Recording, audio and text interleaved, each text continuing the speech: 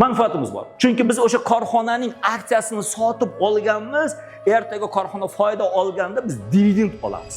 Uning qimmatli qog'oz obligatsiyasini sotib olganmiz, ertaga biz o'sha korxonadan foiz ko'rinishidagi daromad olamiz. Shuning uchun biz aytyapmizki, aksiyador bir korxonaning egasi daromad oladi dividend ko'rinishida. Hoji Akbar degan korxonaning egasi Hoji Akbar 50% ulushga ega, men 10% ulushga egaman. Qolgan 40% ni kimlargadir tegishli. Lekin Hoji Akbar degan korxona mana 2025-yil ishni tugatdi.